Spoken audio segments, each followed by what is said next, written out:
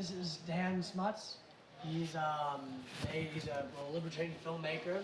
He's made videos for Jeremy Kaufman and Vermin Supreme and whatnot. He also runs the Systems Down podcast and is the head of the Libertarian Deep Dawn State. Thank you. Thank you. Thank you. Hello. Hello. How are you all? Good. Good. Good. Good. How are you, mostly? How are you? Great. Good. Now, let me begin by saying, I don't want to be here. I don't want to be here. I really don't. I don't want to be doing this. Yeah, at some point. Yeah, I will. Thank you. Good point. I don't want to be doing this. I never set out to do this. I never set out to be a conspiracy theorist to the public. I never set out to make political ads, and I certainly never fucking set out to be a public speaker. None of this was in the plan, but I'm doing it. I'm here doing the thing again. I'm not sure. Well, was anybody here last year for this? Couple? Nice. I'm not sure which is worse, that I'm doing this again or that you're here watching me do it again. But thank you all for being here. I really appreciate it. I think there's a reason for it. I think there's a reason why I'm here, and I think there's a reason why you're here. I think, hang with me, I think it's a God thing. It might be a bit much. For the libertarian crowd. How many atheists we got in the crowd? 2? Agnostic? Cool. You're on the fence. He spits out the warm ones, just so you know. But now, I don't want to get too much into the God stuff, but I've been on a bit of a kick lately, just out of personal experience. I was raised conservative Christian. My dad was a pastor, and I went through the agnostic phase like that young lad, probably around his age for a good long while. But we're not going to get too much into that. Don't want this to get too preachy. We're here to talk about some dumb shit. So we're not going to get that deep into it, but it might come up, the God stuff. Now, let us open with a word of prayer. What? Close your eyes. Show a little respect for your Creator, Jesus. Dear God, what the fuck am I doing here? Why? Why am I here? What's the reason for this specifically? I hope at some point over the next hour, you figure it out and you let me know. If not, I guess it's fine. I'm gonna do it anyway. Okay, thanks, bye. All right, now let's get into, now some of you were here last year. 1 year ago today, or sometime within this week, 1 year ago, I was in this room giving my second speech ever. Again, I didn't want to. I was sitting right there, right where he is. Can you believe that? Isn't that crazy? I'm just kidding. I was up here giving a speech, obviously. Like, come on, this is where the speeches happen. It's on the internet. So I didn't know I was there doing it, but I talked a lot about like propaganda and showed my videos and stuff. We're gonna watch some of them, don't worry.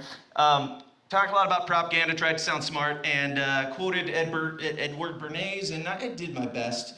You know, it wasn't much, but I did my best. And thank you for coming back. I think there was a reason for that, and I think there's a reason why you came back today. I don't know what it is, but that's not my fucking job. That is yours to figure out. My job is to make some fucking sweet political ads, or propaganda, if you will. Who's seen the videos? The videos, anybody? Joe Jorgensen's videos, Vermin Supreme's videos, Jeremy Kaufman's videos, Spike Cohen's videos? Nothing? Nobody? Okay, cool. Glad you're paying attention to the Liberty Movement, that's great. Now, in 2015, I got into the politics. I was like completely outside of the politics before that, but I got into the politics around 2015. Before that, I was making like music videos and fun stuff. This is fun, don't get me wrong. Not this, but like the videos I make. So I did all that, and again, I was raised conservative. I had, at some point, being outside of politics, I remember having a Ron Paul sticker on my laptop, and looking back on it, like, I don't remember that interaction that led to a Ron Paul sticker on my laptop, but I didn't know what a libertarian was back when I had that sticker. But I had it. And it might have been because I was anti-war, and my parents kind of might have thought that I was a liberal commie, but, you know, it is what it is. Now, I started paying attention to politics because of Donald Trump. So, in one way, you could say that Donald Trump made me a libertarian, because once I started paying attention to politics, I was like, oh, I'm definitely not a Republican. And so I was like, well, I'm anti-war, and I'm nice, and that's what the Democrats are for, right? So I went over and looked at the Democrats, and I was like, well, shit, like not even a second there. Okay, that's not what I'm looking for. And then I found the junk drawer. The libertarians. And you guys are really fucking weird. And I like that. I like that a lot. We had Daryl Perry screaming about toasters on public television. We had Gary Johnson being all Gary Johnson-y. And we had based mega Chad John McAfee out there just saying whatever he felt like saying on the mainstream waves. It was amazing. I was like, I don't know what this is, but these guys are crazy and I want to be a part of it. Now, John McAfee's running mate, Judd Weiss, do you guys remember his videos at all? One person? That's unfortunate. So Judd Weiss put out a thing that was like, I'm looking for video editors, and somebody knew that I edited videos or something. I don't remember exactly how it lined up, but I ended up talking to Judd. And I mean, this is my first foray into politics at all, and I'm like talking to a vice presidential candidate about how I can do video work for him. And I didn't know what he was looking for. I was like, yeah, I can make a political ad. I like you guys' message. But he was like, no, I don't want a political ad. I want something else. I want something that the world has never seen in politics before. I want something that is passionate and inspiring. And I'm like, I don't know what that is. Okay, so he didn't hire me, and I'm very glad he didn't, because if he had, I wouldn't have gotten it. I wouldn't have gotten what he was going for or what his passion was. And the world, in general, would not have gotten this. If it plays. It's not gonna, of course it's not. Splicing it together in editing in the future, because I am a video editor. So if he had hired me, the world wouldn't have gotten this.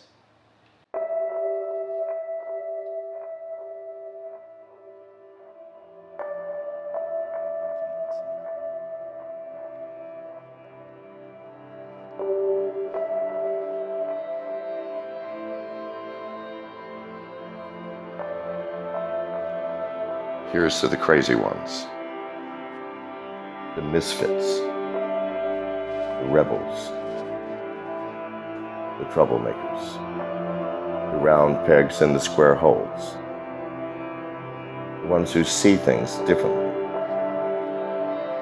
They're not fond of rules. They have no respect for the status quo. You can quote them, disagree with them, glorify or vilify them. About the only thing you can't do is ignore them, because they change things. They push the human race forward. While some see them as the crazy ones, we see genius.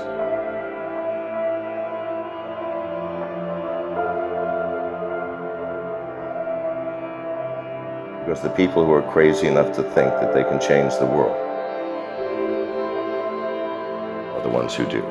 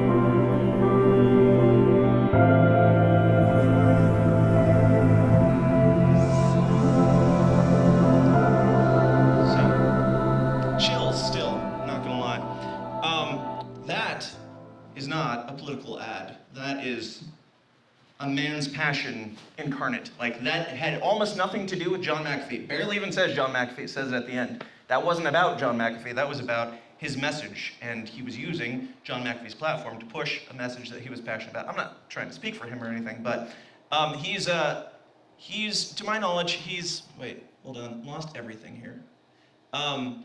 So yeah, that was about passion and inspiration and him pushing a thing that he was very passionate about, and he did not want to go. He threw out the fucking rule book. He said, I'm gonna make something that I love and that I would want to see in this thing and use that to push a message.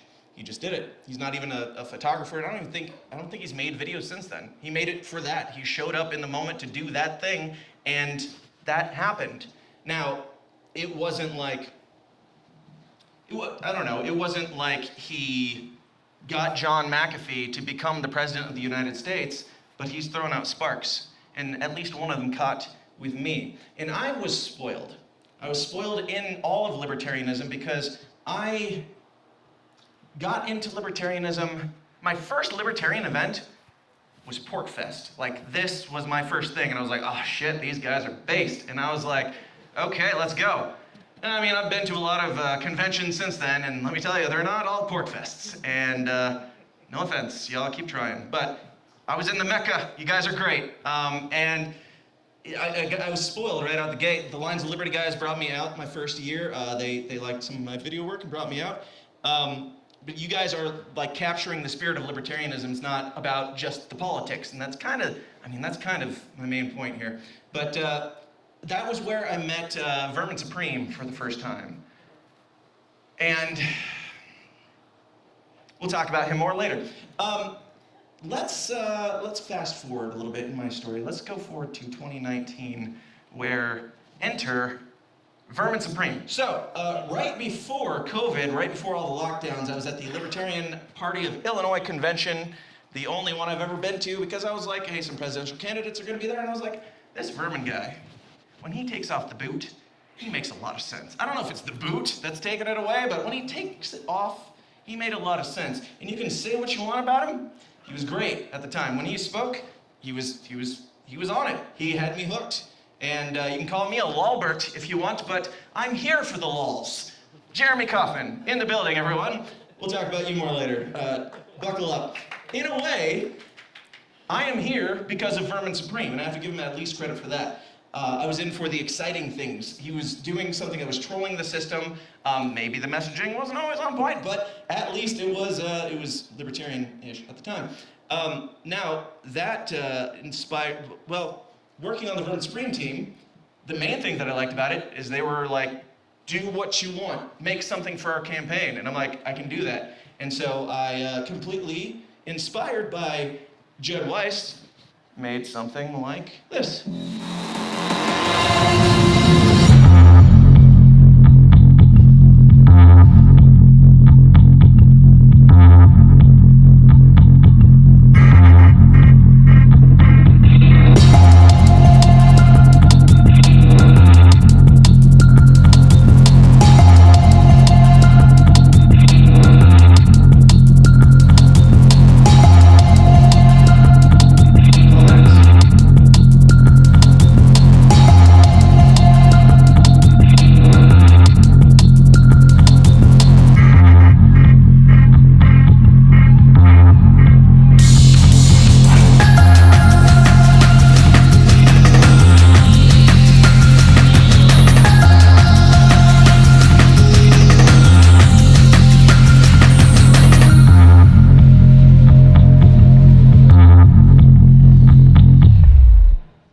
So, with that one, you know, it's for a Vermin Supreme campaign. Not my proudest moment, but he also let me do whatever I wanted, and gave me the opportunity to put my message on their platform, which I'm very, very grateful for. And Vermin led to me getting involved with Spike Cohen, because they were running mates at one point, believe it or not. And if you're new here, Spike, I could spend the rest of the day talking about how much Spike has impacted my life and changed my life, but I'm not going to, because Spike gets enough glory already. So, because of Spike, I got involved in the Joe Jorgensen campaign. which was very different than what I was used to. And quite frankly, I don't think she liked me very much, which is fine. I didn't really want to be there anyway, all that much. But I was there, and I was there for a reason, and I wanted to find out what that reason was. And it might have been this. First, we have to let the C-SPAN viewers know exactly what the problem is, because the media doesn't seem to be telling them. When we end the wars overseas, bring the troops home, and allow the healing to begin, it will be because of you. They did everything they could to keep Tulsi Gabbard off that debate stage because they didn't want to hear what she had to say. There are soldiers currently deployed who weren't even born when the war on terror began. There's no reason we need to spend taxpayer dollars on defending the soil of Germany, France, and other wealthy countries. The longer we stay where we shouldn't be, the more problems we're going to be causing. Millions of Americans swear an oath to defend the Constitution of the United States against enemies, foreign and domestic.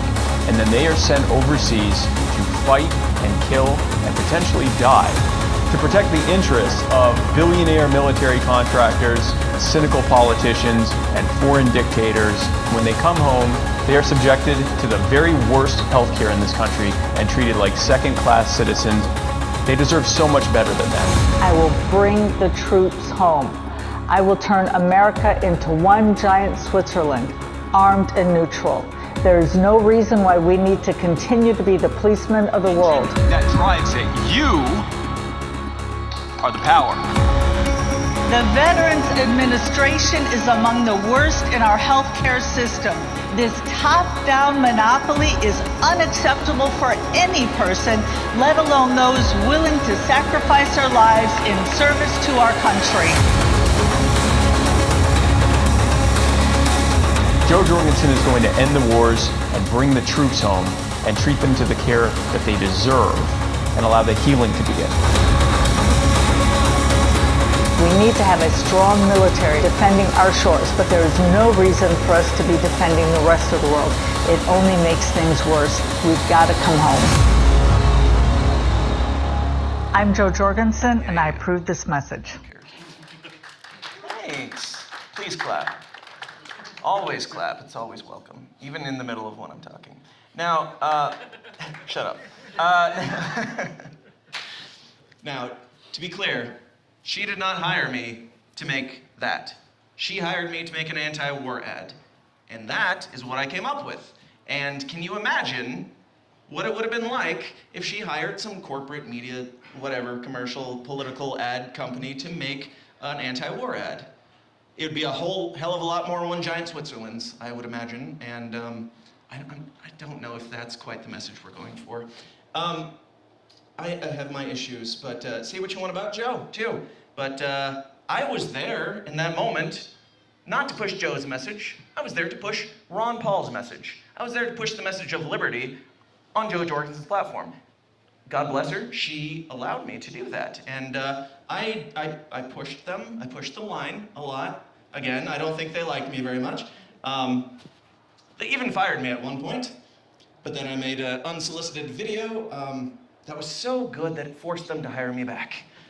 And that's a true story that I told last year. Go find it on the internet if you want to get into that more. But not to brag, but again, natural.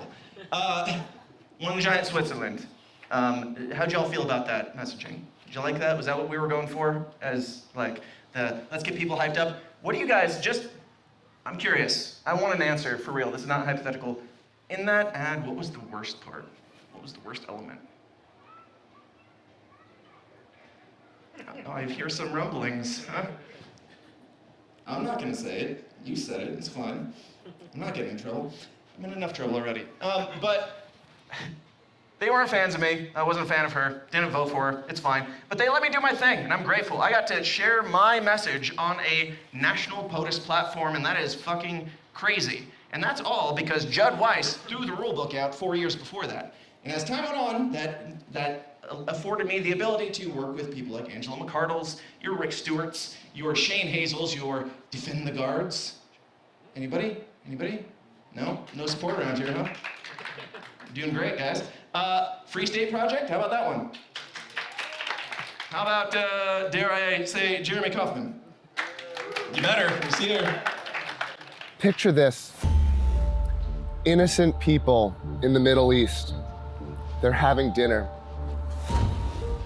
A bomb is dropped on their house, and they're all killed. What's the problem with this? It's being done by white men. I am Jeremy Kaufman, the Chief Diversity Officer at Halliburton and candidate for United States Senate. It is time to diversify the murderous military-industrial complex. We need to make the nukes gay. And that's why I'm running for office. Like my fellow Democrats and Republicans, I will support every war. I will support stealing billions of dollars from Americans to kill innocent people, but we are gonna make it so gay. It will go down in the history books. We will say never have so many genders and so many races killed innocent people. Let's bomb Yemen, but let's make sure a rainbow of skin colors are dropping those bombs. These are gonna be the gayest transist murders the United States has ever performed. That's what I stand for as the Chief Diversity Officer at Halliburton, and that's what I'll do once elected to the United States Senate. I'm Jeremy Kaufman, and I'm gay for this message.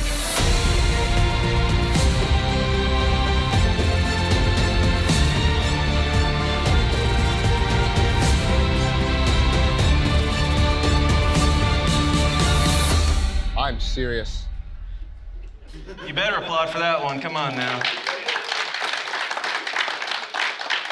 I probably shouldn't even be playing that one since I'm getting canceled on the internet right now for this shit, but here I am.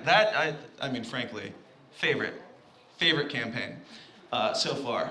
Verminish, but real message. That's what Jeremy hit me up and he's like, I want to do something spicy, something funny, something that's, I don't know, poking fun at this shit, but also having a very clear message. And some people might not be able to understand that message. I call them dumb, but that's neither here nor there. I worked sometimes really hard to make Jeremy worse. I'm not proud of it, but a lot of it's become a meme, and Jeremy gets all the credit for it. And that's okay. Like, my purpose here is not to gain notoriety. I mean, maybe here, maybe doing this thing, maybe that is, but not that. Like, that was like, the same as the Vermin Supreme stuff. I was there to have fun and push the message, and he gave it, he brought it, it's awesome. And I want to do it again, whether you run a campaign or not. Let's just make some more videos or something. Anybody else agree in the room? Should we make more? Now, do your dollars clap as loudly as you do? Just curious. Now, I love the Libertarian Party, I love the Free State, I love all that, but I'm all in all, I'm here for the message. And so there's the Vermin Supreme stuff, the Spike Cohen stuff, the Joe Jordan stuff. Right after all that died down, I made have I done an unsolicited one? I don't know. I made an unsolicited video, and it was called About a Revolution. And this is it. Nope, that's not it. That's it. It's a beautiful day for a revolution.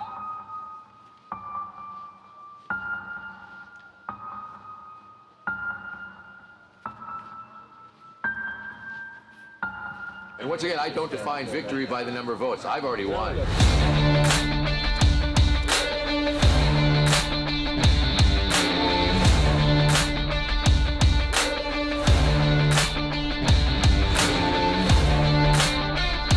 Perhaps you see some familiar faces. Perhaps you disagree with me. Very many of them.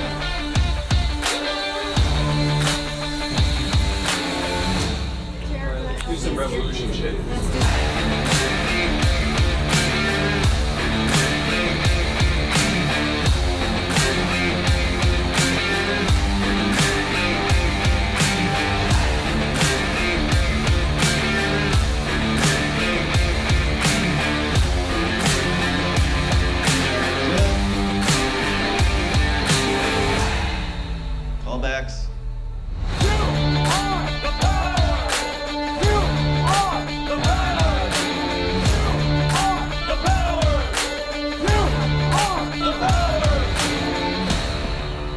not going anywhere, folks. This is just the beginning. All right, so, thank you. Thank you. So that one, yeah, that was just me putting out some shit. That was basically me telling the story of my experience over the campaign trail to that point where I'm like, all these people mattered to me in some way. Yes, I disagree with some henchmen and some Sarwarks and certain people that are in there now, you know, I disagree with them now, but at the time it was all about liberty, unity. And I will say my biggest regret from that video, from making that, is that it blew up motherfucking Reed Coverdale. I made that, and then Reed started this hashtag liberty unity shit that got his podcast going, got his podcast blowing up. Now he's got like twice the following that I have. We'll talk about him more later. But, so, I have no issue with Reed, we're buds. Sparks, like I'm here for the message, I'm here for the sparks, whoever can do it, I don't need the recognition, I don't care. If I inspire, say if my sparks inspire Reed Coverdale to make his podcast and then not show up for my fucking, anyway. Can be nice today. If I inspire Reed to do something that inspires somebody else to do something, like the ripple effect, that's good enough for me. And yeah, this is not a competition. Guys, like I work with bands and stuff too, and everybody's like, oh, we gotta be the best this thing, and then it becomes competitive. We see that a lot in the liberty movement where it's like cutthroat and shit. Like right after this, I put all those people in there, and then immediately after I started to see a lot of the bureaucracy, a lot of the backstabbing, a lot of the politics that go into this. It wasn't fun at that point. I saw the old Libertarian Party calling for, hey guys, we need an anti-mandate ad. They've had my number for years at this point, and they're like, we need $35,000 to make a mandate ad. Do you know how many $1,000 I would have charged them? Jeremy, do you want to say? One. But they didn't want to work with me. I don't know why. I have my guesses, but at the time, like this is like in the middle of the lockdowns and all that shit. Yeah. They were pushing for a mandate ad, and people have been begging them, please make a mandate ad. And they're like, $35,000 and we'll do it. A month later, they put out a mandate ad, which we'll talk about in a minute, but before that, about 3 days after they said, we need a mandate ad, I said, I'm gonna do it, and I'm not gonna ask for permission, and I'm just gonna put it out. And during all the conversations around all the committees of, we need to have this guy in it or that guy in it, and then half the people saying, we need Josh Smith, we need Dave Smith, we need Spike Cohen, we need Tom Woods, all these people that are speaking out about the mandates, we need those people in it. And then the other half are saying, we'll pay, but we're not gonna do it if Josh Smith, Dave Smith, Tom Woods, and whatever else I just said. If they're in it, we're not gonna do it. Like, the whole thing was fucking split because it's cult shit, but I made a mandate ad, put it out 3 days later, and this is it. This is a pandemic of the unvaccinated. We must increase vaccinations among the unvaccinated with new vaccination requirements. It's not going to work. We have other countries with much higher rates of vaccination, and they're seeing record surges of COVID because that's what viruses do. Many of us are frustrated with the nearly 80 million Americans who are still not vaccinated. Their freedom. I want my freedom to live. Rest in peace, Wheezy. We are going to need the people to engage in age-old American tradition of simply saying, no, I'm not going to comply. Now, what are you going to do about it? It never stops. They want things to get worse because they want you to suffer so that they can grandstand on your suffering and push for even more control. They have criminalized freedom. They've made getting sick illegal. This isn't about COVID any more than the Patriot Act was about Al-Qaeda. It's about government asserting more control over your lives, your rights, your properties, and in this case, your bodily autonomy. It has a lot of vaccinated people alarmed because of the power grab that's involved. Enough is enough. We better change our tune and start resisting. Government makes up less than 1% of the population. If even 5 or 10% of Americans simply refuse to comply, all of this goes away. Absolutely, this is the hill worth dying on. We haven't given the statutory authority to any agency to do this kind of thing. There is no such thing as government power. There's only what we are willing to comply to. We're in a tough stretch, and it could last for a while. That's what this has always been about. It's never about what they say it is. It's about controlling you. And it ends when we decide to end it. This BS is going to stop. It's time for us to There's wake only up. one way to fight back against this, and it's mass non-compliance. This is the most important thing to fight against. You can help stop this. You are the power. There's nothing, not a single thing we're unable to do if we do it together.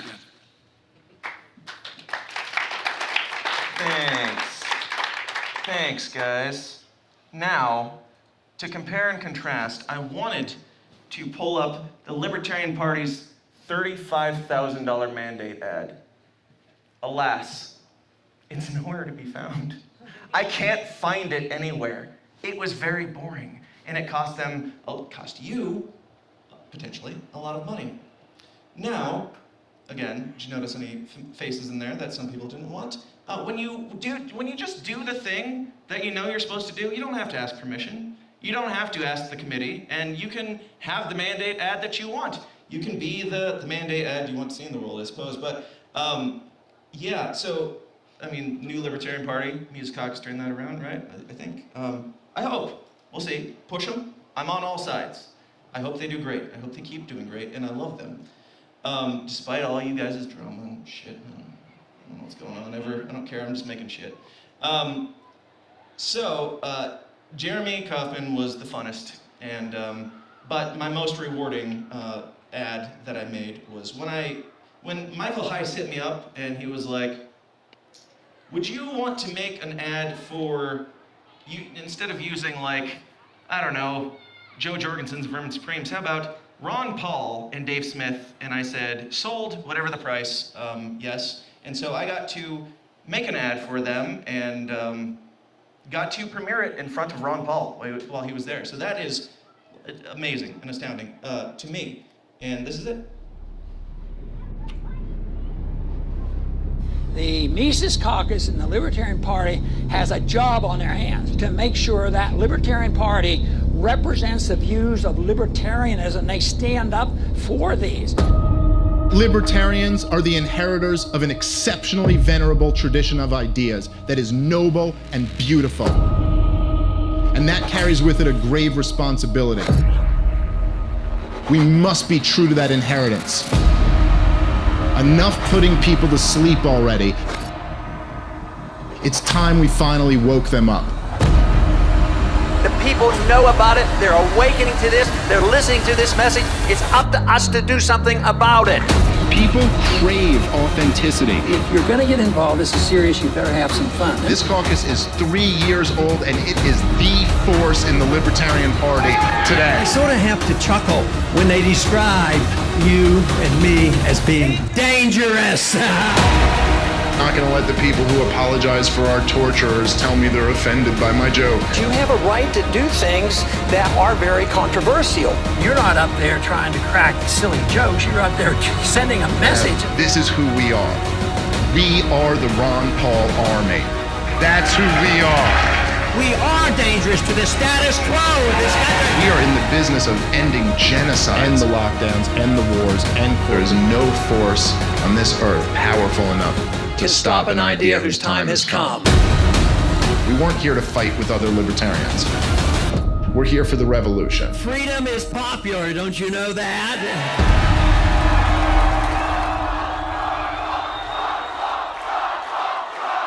When Ron Paul would inspire all of those tens of thousands of young people to come out at every single event, well, we're those people.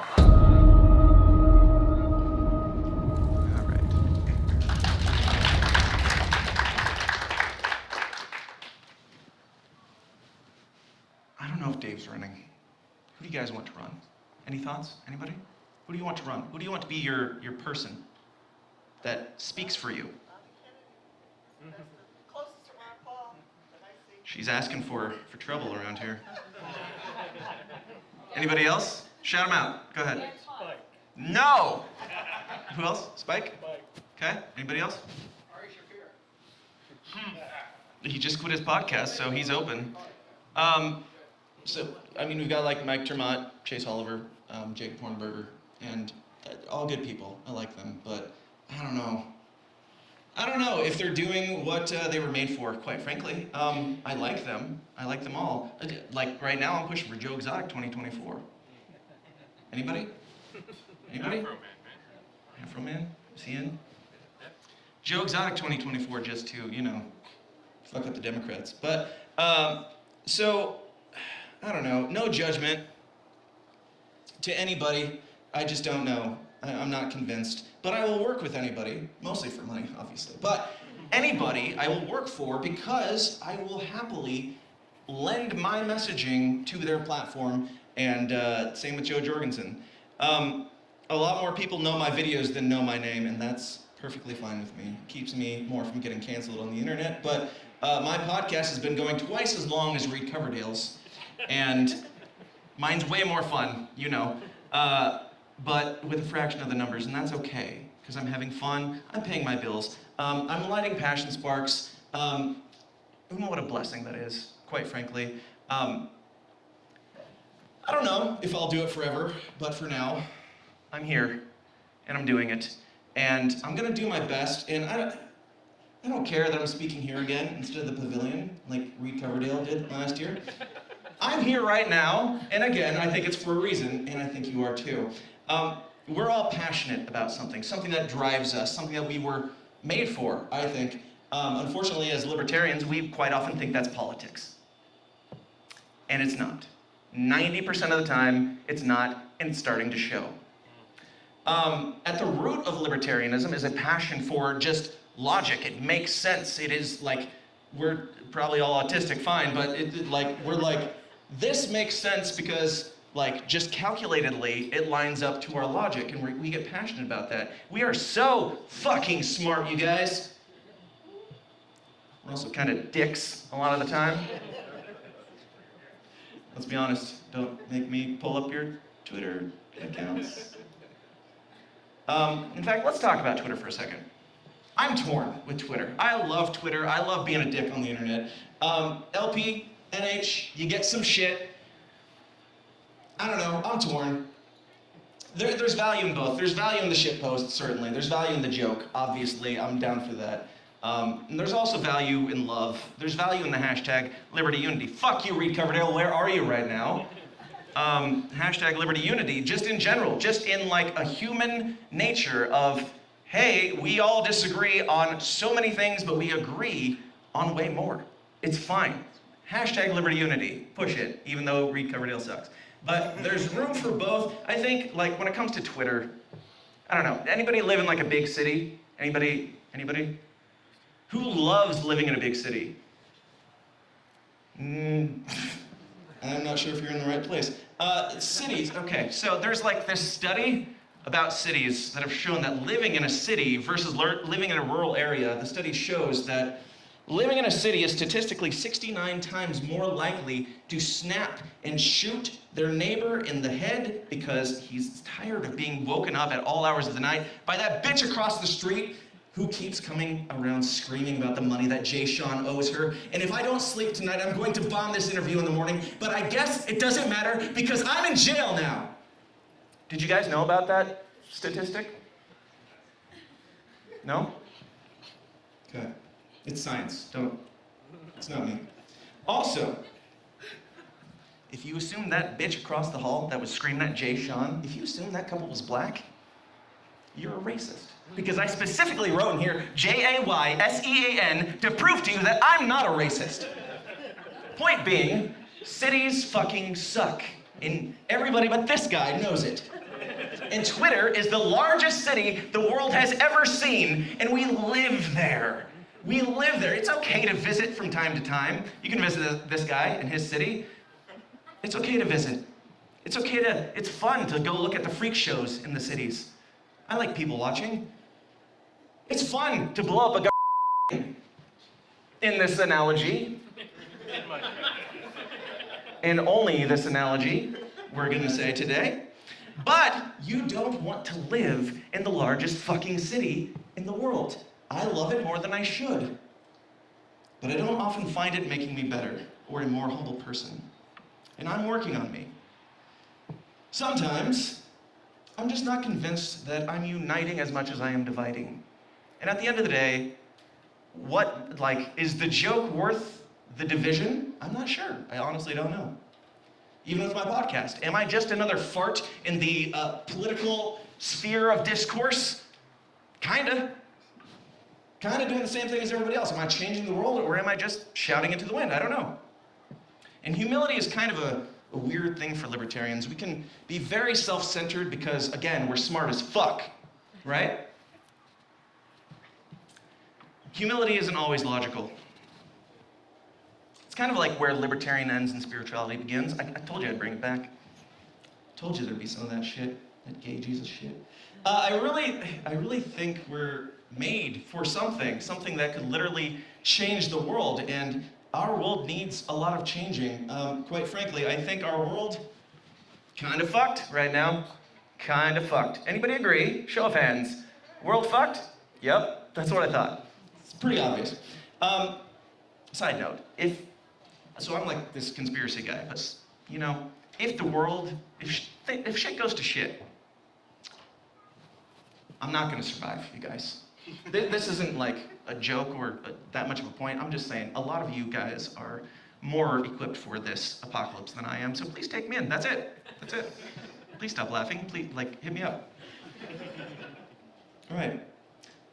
So maybe it can be changed, but it's gonna take us pursuing our purpose, our passion, our point in this fabric of humanity that we are, and being humble and honest with ourselves. And it's not always fun. Finding ourselves in places we don't want to be, like right here, talking to you right now. You're all beautiful. Thank you for being here, but I don't want to be doing it. But I am. Now, while I'm here, I'm going to do my best to fuck shit up, with what I've been given, with any opportunity that I've been given.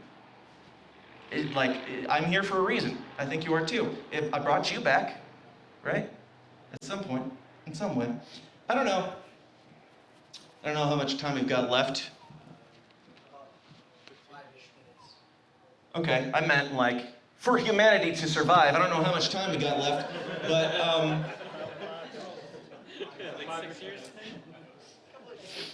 But I will try to be grateful for every moment while I'm here and do my best. It only takes one spark to start a fucking fire, and everybody's throwing out sparks. I don't know if they're like the sparks that you were made to throw. The politics stuff, just you keep doing it, keep throwing that, and it doesn't seem to be working. If there's a solution, it has to start with the most decentralized governing body that the world has ever seen, which is you, motherfucker. It is you doing you, not doing the thing that everybody else is doing. So be grateful for every single opportunity that you've been given, because it could be, appreciate it like it's your last. Because it might be. You never know. But you came here to learn about propaganda. You came here to hear about the videos and that stuff. This is it. I don't know how to make propaganda, but this is how I do it. I don't know if it's the right way, but telling stories, appealing to emotion, being honest, having fun, and striving to be my best. I don't know if it's right, but it works to some degree. No, Joe Jorgensen is not president of the United States. Thank you, Jesus. No, Jeremy Kauffman is not senator. Well, you can't win them all, I suppose, but it worked to some degree because you're here for this, whatever this is. And just follow the thing, follow your compass, follow the thing that drives you. I was gonna play Jeremy Kauffman's Lizard Person, because I can't believe that I got to make that as a political ad that went on TV and went into a documentary, and holy shit, that's amazing. We don't have time for it, but it's great, you know it, and I can't believe I'm saying this, but instead of finishing with Jeremy Kauffman, I'm gonna finish with a Joe Jorgensen ad, because I think it's important. Nope, that one. Here's to the crazy ones. Callbacks. R.I.P. Jay McAfee.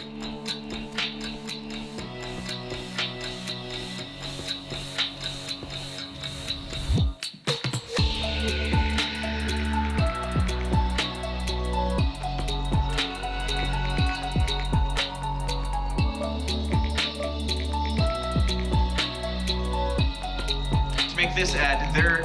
What they asked me for was, can you make an ad that tells people to vote? That's it. And this is what I do.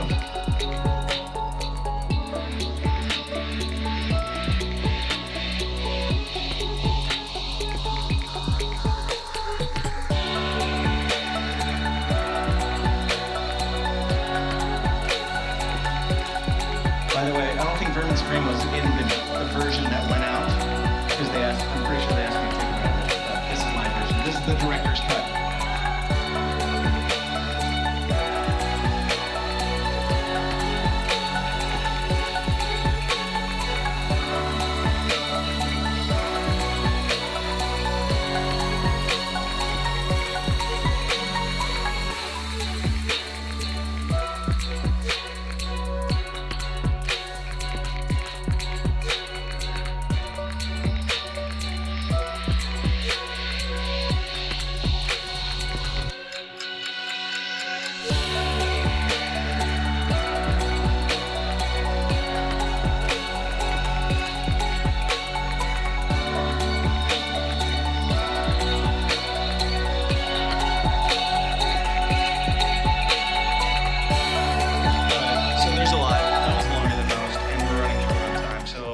Yeah, you get the point.